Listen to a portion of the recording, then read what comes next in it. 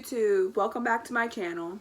So we have to talk because one of my favorite 90s sitcoms has a podcast that they just put out. It's called Boy Meets World, and they have a podcast they just put out called Pod Meets World, and they basically go and they're a recap podcast where they basically go through each and every episode of the show, and they talk about the episode, and they talk about life on set and life behind the scenes and all of that stuff, right? And so they have guest stars and stuff who come on the episodes and talk about the episodes and talk about their time on the show and all that stuff.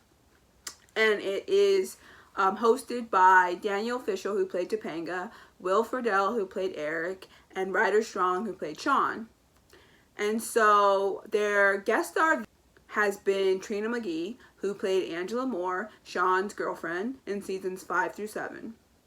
And if you know, I actually put out a video. It was like a voiceover video that I put out like, wow, a long time ago, like one of the first few videos, or you know, back in like maybe 2016 or early 2017, I put out a voiceover video about Sean and Angela and that whole situation, and about her time on Girl Meets World, which was the Boy Meets World spin-off continuation that was on Disney Channel, which was terrible, and we will have a separate video on all of that. But today I just want to talk about the interview she put out there with them, and some of the highlights and some of the things that I learned about her and her story, and about her time on Boy Meets World.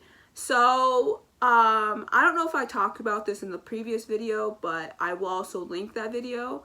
But basically, and I think this hadn't come out yet, so maybe that's why, but back in like 2019 or 2020, there was this article that came out where Trina McGee basically said that she was basically made fun of on set by somebody. She didn't say who at the time, and she said she was basically made fun of on set and called Aunt Jemima. And so like all these fans and like all these news publications were like coming out and like calling the show racist and like calling the work environment racist and like all these things. And then shortly after that, it finally comes out that it was Will Friedle who said this to Trina, Angela, and basically that he was saying a joke to her, and she didn't obviously think it was funny. And basically the joke was, he basically, when she was coming out of her trailer and she was wearing this big like red headscarf, and you know, black people, especially black women, we wear headscarves, we wear head wraps and all that stuff to protect our hair, and also, you know, just because it's a fashion statement for us, and so, and also has history going back to slavery. And so anyways, so she was wearing her, you know, headscarf, and she was, I guess, coming on to set to like do a line or something like that. And Will Friedle and Ryder Strong were standing there, and Will Friedle decides to make a joke because apparently Will Friedle, and this is something that I actually believe because Will Friedle is this type of person, and I think a lot of the time Will Friedle just speaks out of a place of, I'm making jokes, but I'm not actually thinking with my brain. I'm just making jokes because I'm a funny guy and I make the funny jokes and whatever.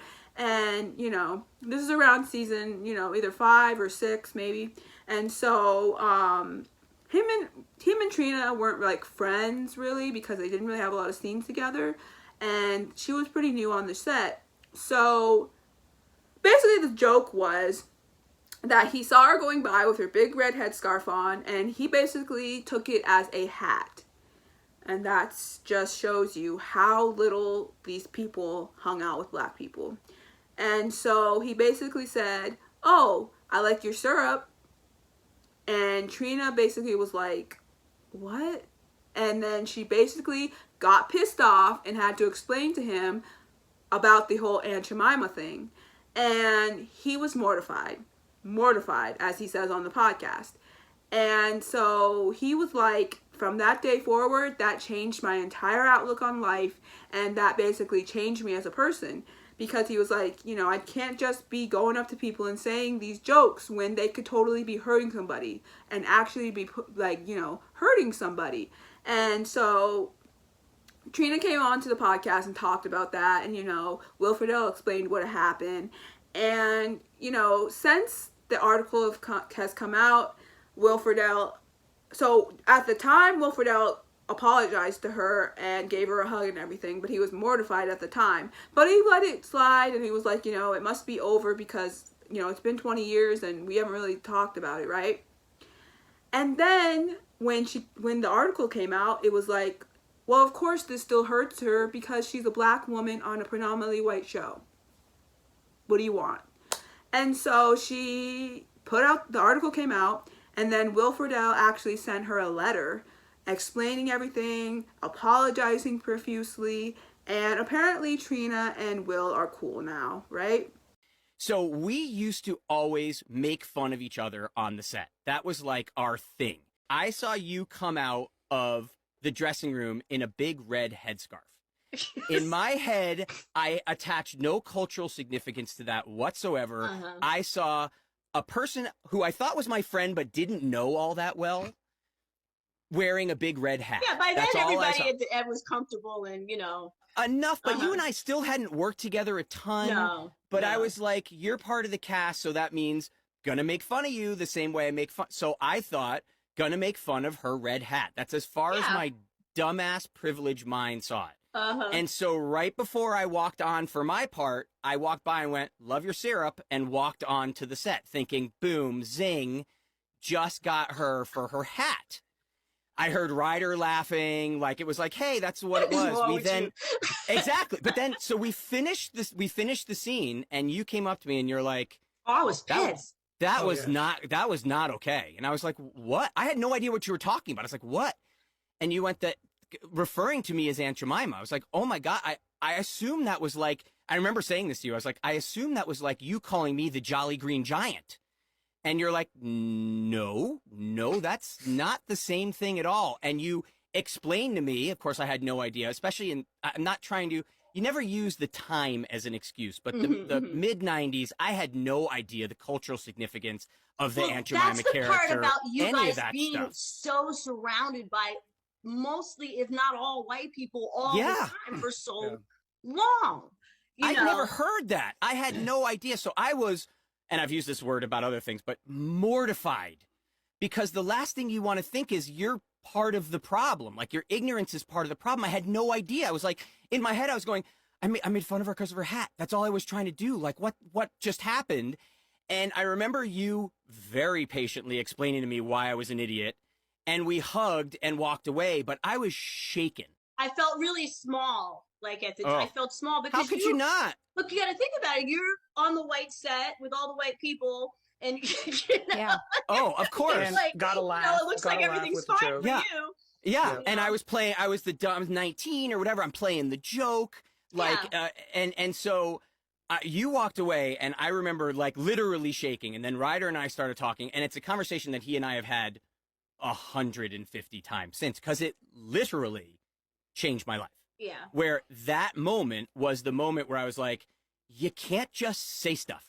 Right. You can't just throw things out there because you think it's funny, and walk away. You're hurt. You could be hurting people. You could legitimately be hurting people because you think it's funny. So what I actually did is I asked people I knew. I just kept telling friends and family the story. And they were like, no, it doesn't sound racist. It just sounds really dumb. Yeah. So then, literally, that was the feedback that I kept getting. I didn't know. Yeah. This is the thing, Will. You become part of the issue nowadays when you have to move in spaces with people of color, and you don't really have to. You don't have to by right, but it would behoove you by right to learn about them as much as you can, you know. Sure, you didn't have to back then, nor were you told to, didn't affect your check, nothing. You know what I'm saying? The real tragedy in all of it is the years that went by that first of all, we didn't talk about it because I really kept it, you know, because I think also because like when you said, how was it being in such a white show? And I said, it was a lot of mouth shutting. So you got to think, I think by the time that happened, maybe we were second season or end of the first season. So a lot had happened, you know, a lot of me not a lot of saying keeping your mouth shut. And this and that, little things let by. Right. It may have been the end of the sixth season. Yeah. I don't know. It flusters me to this day that I said something like that to you out of such ignorance. And I did apologize at the time. And then I apologized in the letter that I wrote you, because I was like, oh my God, I can't believe that this is still going on, because I thought we were so cool. And then it's like, well, no, of course it's still going to matter. I mean, I said something stupid. Well, that's why. Hollywood doesn't do well for trust issues, you know? No. And then, of course, the press takes it and does what they want to do with that's it. another thing I just want to say. I did not, and this is just for me to say in general, when I was, saying on Twitter, hey, I didn't like this and I didn't like this. And, for me, it really was a matter of, I was frustrated. I felt that my respect level was not appreciated. Not that, and people come in and make comments. Oh, well, you think, I don't know. People diminish what I think is my bar of respect. Okay, and I do want to say this. Okay, and I don't want to come off arrogant saying this or anything. It's just about how I view my placement in the show. Okay. You guys had a phenomenal show from day one. Cast chemistry. You had your first season. You worked. I mean, this show is such a great, amazing team effort. When I came on the show, I did my first season. Halfway through the first season, or maybe the second season, I'm not sure actually, but I asked Michael Jacobs. I said, "Can I have a show which featured me?" And something about my character. I actually asked for those two shows that were Angela's Men and Angela's Ashes. So, when the first show was shot, okay, and when we were doing, every week we had Nielsen's ratings. They came out every Wednesday, okay? So the week before that show aired, Angela's Men, Boy Meets World was number 52, okay, in the ratings. I'll never forget this. When they aired Angela's Men, a great team effort. You were amazing, Will, in that effort. I think the fact that they had aired a show that was me that brought in a whole new audience. Okay. Yep.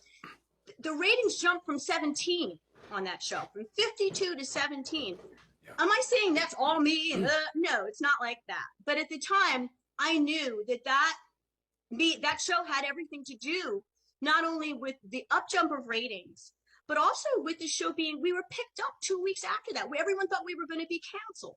Yeah. And about 2 weeks after that, we were canceled. So my thing is everybody did their part, but you can't deny that there was an audience that I brought in that helped the show jump to give it another leg.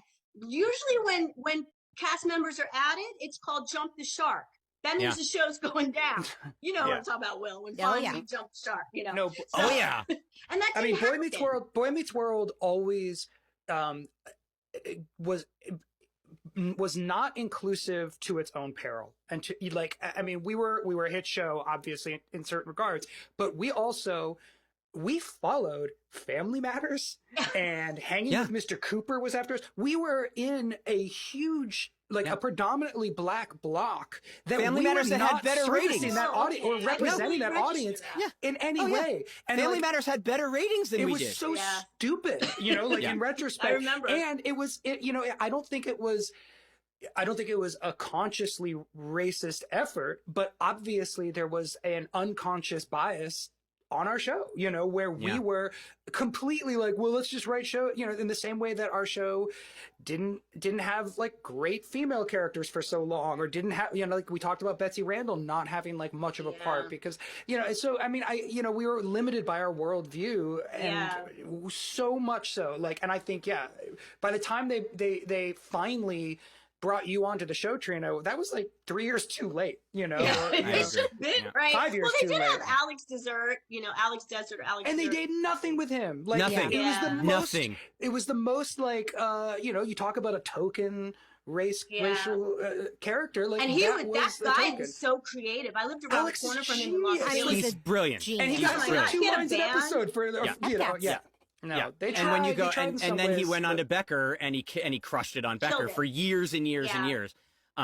No, but just to close out our conversation, Trina, I love you. I really do.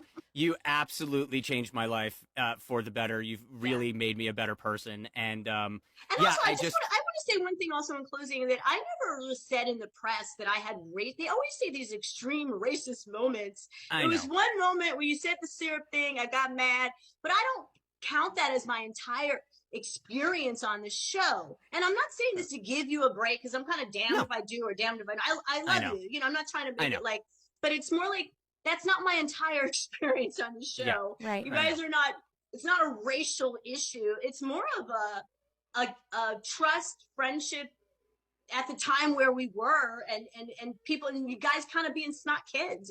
Yeah. It was ignorant. It's pure ignorance. It was And me pure being the ignorance. diva that I Yeah. was back then, you know. Pure Well, ignorance. and I would just And personally, when that all had come out, all that drama, I was a little taken back, right? Because for me, Boy Meets World is a comfort show.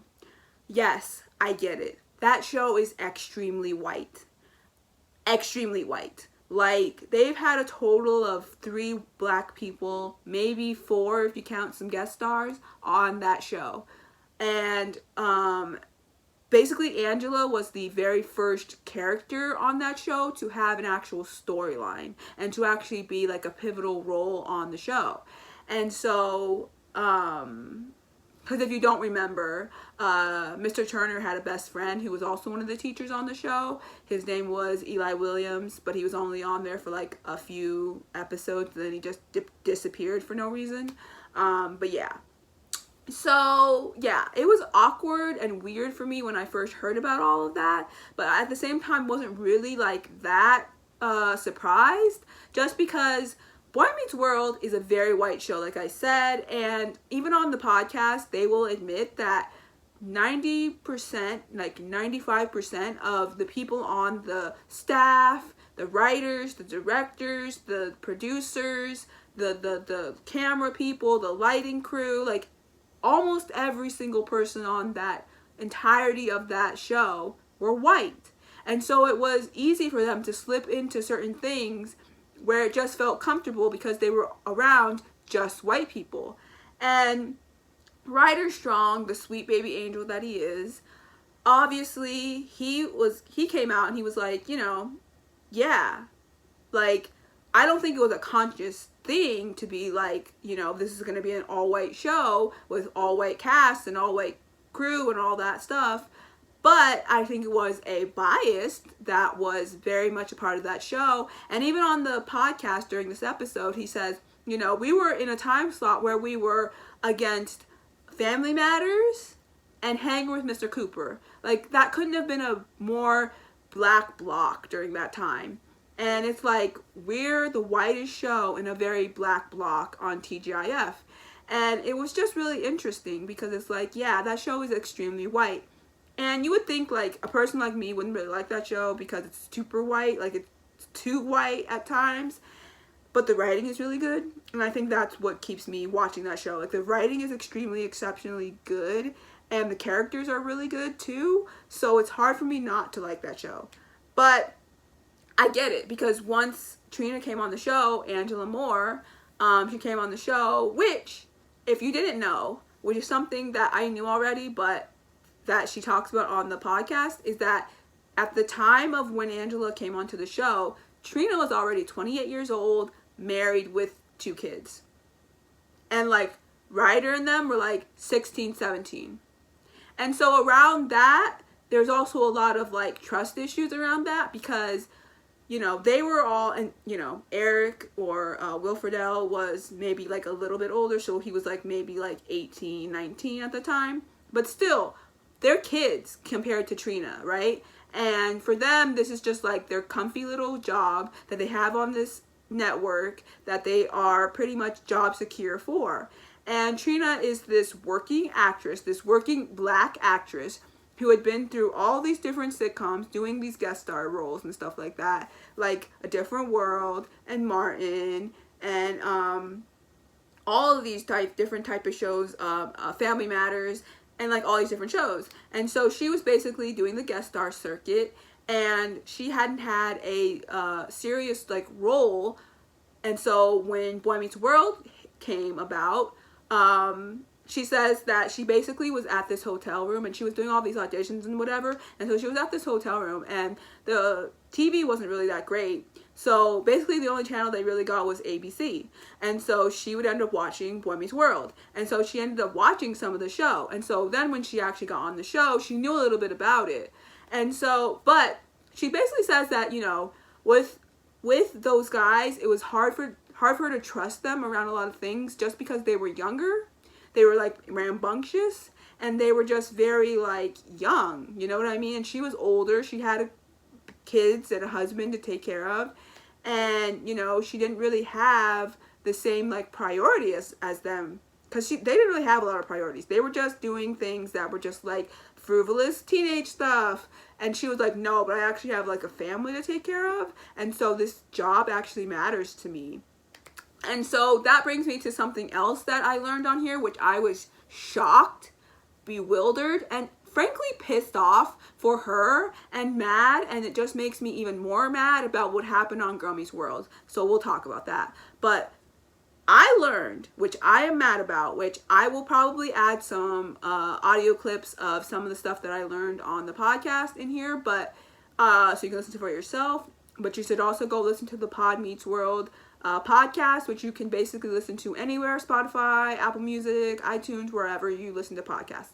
But I learned that basically, so you know how Angela has 2 episodes in season 7 that are like about her character, right?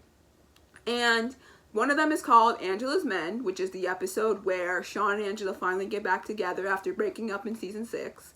And it's very emotional and it's very good, and it's when Angela's father comes into the picture, and we learn that her father is a military man and he helps her get back together with Sean, who she loves. And then you have the second to last episode, which is Angela's Ashes. And Angela's Ashes is a very important episode that basically helped or not helped to bring in or not bring in this whole Sean and Angela should need to be together thing that has happened over the last 20 years.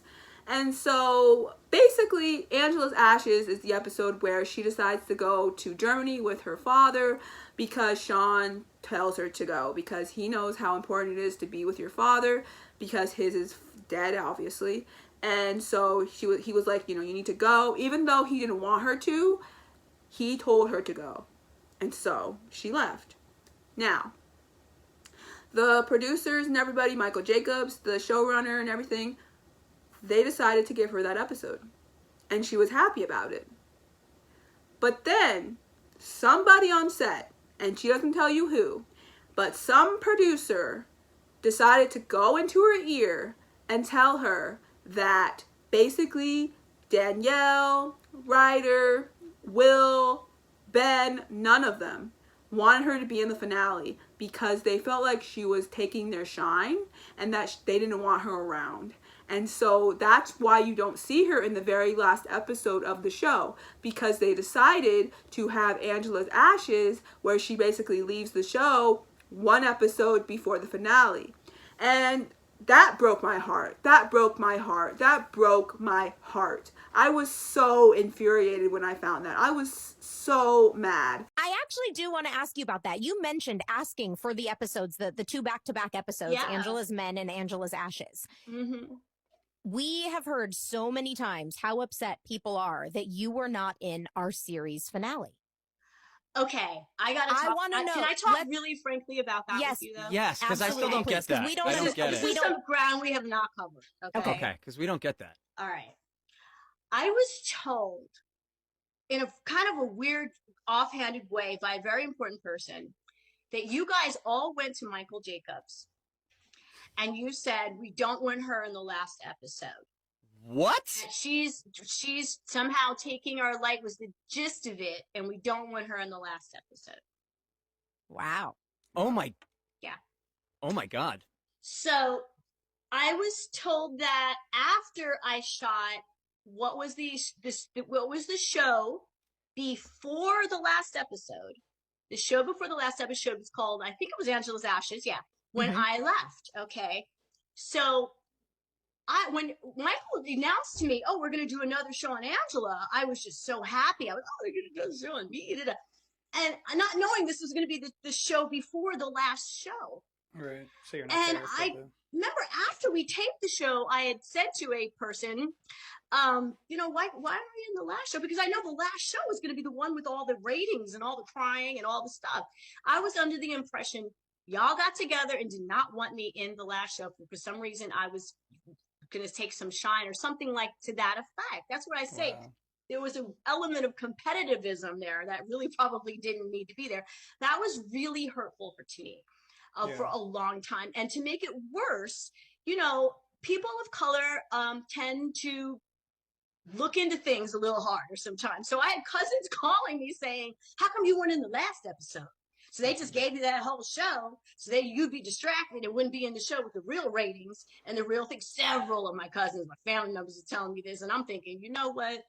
This is strange. And then I was hit with that particular news about it, that it was some kind of coup d'etat, you know. And then I looked, this is the truth. And then when I watched that last episode, which I've never really fully watched because I've always felt funny about it. And I always looked at like, well, why is Maitland in it? That's what I was going to say. I don't remember much of the episode except for the classroom. Well, I was about to ask, were Maitland and I was going to say, Maitland and that's what I was saying. I was at least but they're not in that last scene, obviously. No, not the last scene. Is just no, but they're in the last episode. Why? So, like, why the hell would we go to whoever you're talking about? Was Matt moving to New York? Matt was not even in school with you guys ever, except for the Scream episode. Was Matt's character moving to New York with us at the end of Boy Meets World? No, I don't know. No, I don't. Can we say for the record? Can we say for the record? Yeah. Can we say for the record, Trina, that never did not happened. No, not with the. No. Certainly that never happened. Certainly swear on my everything. children. On the lives of my children. I swear on my marriage and my wife that never, ever. I believe you. Yeah. Oh God, I couldn't imagine. I can tell by your reaction. Oh God, no. I've never even heard that before. I had in my head for so long. No, I never watched that show. I've always felt like, And I'm sorry. You say that's competitiveness. That's not competitiveness to me. That's like sociopathy. This pisses me off. I'm sorry. This pisses me off. That's like not real. This pisses me off. This is really next level crazy kind of. That hurt me a long time. See, I did. You know, what do you want? I'm an actress. Because I was like, what in the world? Like, I get it, giving her own episode. That's special. But what you should have done, which I don't understand why you didn't, but what you should have done is you should have gave Angela her own episode, but had her leave during the finale so that we could have had her in the finale saying goodbye to everybody. But you decided to do that prematurely instead of having her in the episode, which I think is stupid and disrespectful and mean. And Trina actually opens up that a lot of her family members were asking her, like, you know, oh, so they gave you that last episode before the finale so that basically you were not in the finale, so basically that you wouldn't get any of, like, the big, you know, because that's going to be where all the money is, in the finale, because that's going to be where most people watch. And so it's, like, wild and really mean and really frustrating. And she says for like the last 20 years, because she says she never really actually watched the finale, because why would you when you got kicked off the show right before the finale? Which is funny because she does bring this up. Jack or Matthew Lawrence and Maitland Ward or Rachel, who come in during season 5 and 6 respectively, they're both in the finale, but they haven't been on the show for a hot minute, and then they end up on the show, on that episode, which made no sense whatsoever. They brought nothing to the finale, because what are we doing with them? What are you doing with them? They brought nothing to the finale, so I didn't understand that. But Trina does say that when she came on the show, and, you know, she's on the show for season 5 and 6, and people are getting acclimated to her as Sean's girlfriend. And, you know, the reception's pretty good. And then in season 7, when we have the first Angela episode, Angela's Men, she said that the Nielsen ratings for the show were at 52 or 54%. And when that episode aired, after the episode aired, the ratings of the show shot from 52 or 54 to 17. And so that's just the power of a black woman, first of all. And second of all, that's just the power of Angela and Trina McGee's portrayal of her, because she really brought in a new audience for that show where people felt represented to our highest of height, because I felt represented watching Angela and Sean together. I felt very represented, and I felt represented with her. And they also talk about the lack of them talking about them being an interracial couple, which I think is interesting because, yeah, they never really mentioned the fact that Angela's black and Sean is white. Like, they never talked about it, which I think would have been a good thing for them to do. Now, she said that there are fans who are, like, in an interracial relationship and, like, are, like, happy that they didn't talk about being in an interracial relationship. Like, they didn't really talk about it, so they're happy about it. And then there are, like, white people who don't care. Then there are black people who are like, well, we kind of wish that they had talked a little bit more about it, just because Angela is a black woman, and it would have been nice to maybe like have Sean come over to Angela's house and, you know, have a different meal that's different from something that Sean would have had, you know, or whatever, you know, just talk about it just a little bit. But they never did, and it's whatever. I also learned that Trina McGee is actually happy that Sean and Angela did not end up together, because she's like, at least now the fans are talking about it for the last 20 years. And I'm like, I respect that. On the one hand, I totally respect that, and I'm totally down for all of that. On the other hand, though, girl, no, you're supposed to be Team Angela and Sean. Come on now. Anyways, but yeah, so yeah, a lot of like interesting stuff was talked about on that episode, and I really truly do recommend checking it out and listening to it, because it is a really good episode that everybody should listen to, and especially for those who do not understand what it really feels like to be a black face in a white space, because it is challenging sometimes. Like, Trina said that there would be times on set where different like producers or writers or whatever would say like certain things, and they wouldn't really think about what they were saying. Like, it wouldn't even be like anything that was like super serious, but just like, you know, microaggressions that they would just say, and she would go, okay. Like, because I don't think any of them were used to like working with a black person like ever. And so it's like, once she came on the show, it was like, okay, and they just went about their business as usual.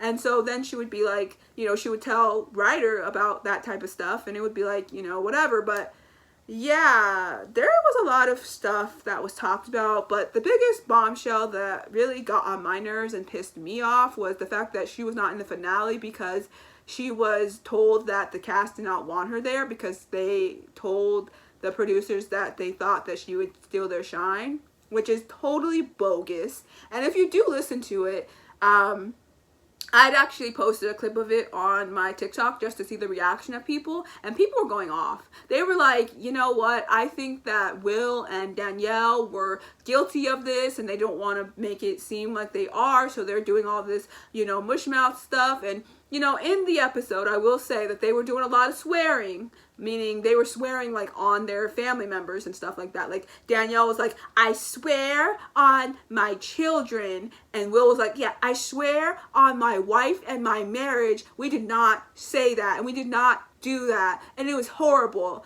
and like was really defensive, like in a way that was like uncomfortable somewhat. Now, Trina obviously was able to forgive them. I don't know how well, but she was able to forgive them for the most part. And also she, you know, if Trina forgives them, I guess we all have to forgive them, because it's like, if she doesn't have an issue with it, then we really shouldn't because she was the one who was hurt by it, right? She was the one who was hurt by it, and so we shouldn't, you know, we should not have, you know, a grudge about it, because if she's cool with it, then we should be cool with it. But it still hurts. It still hurts. It hurts bad, because I was always wondering why she was not in the finale, and there you go. So, yeah, but Ryder is a sweet baby angel, and he was so sweet to her, and he's always been so sweet. And even though he's younger than her and everything, you know, she said that a lot of her favorite moments working with Ryder were a lot of the times where they would have like their tender moments together and they were being sweet with each other. Like those were her favorite times, and he was just really cute. And you know, he was a kid, you know, to her he was a kid, because when you're 28 versus 17, he's a kid. And so I get it. But yeah, I'm really proud of Trina for opening up and really speaking her truth, because there was a lot of things that people didn't know, first of all, and second of all, just like rumors going around. And so I'm glad that she opened up and really said what she needed to say about a lot of things, and was able to really speak her truth, because Angela Moore will forever be a pivotal, important character for Boy Meets World, and really changed the landscape of the show for the better.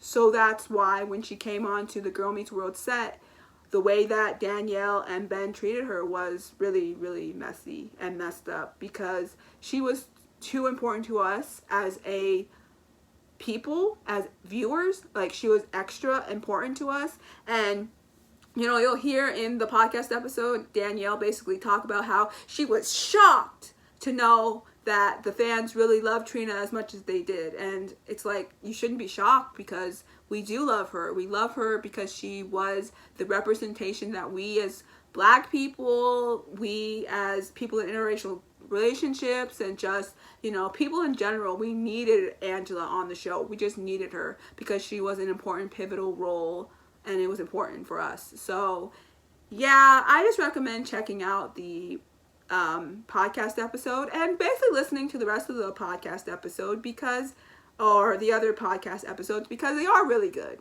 They are really good. And no hate towards Danielle or Will, maybe to Ben, but I don't really know, because Ben's being weird right now. But that whole Savage family is being extra weird, because if you know that Fred Savage was actually kicked off the Wonder Years reboot because of some misconduct, and we all know what happened in the 80s.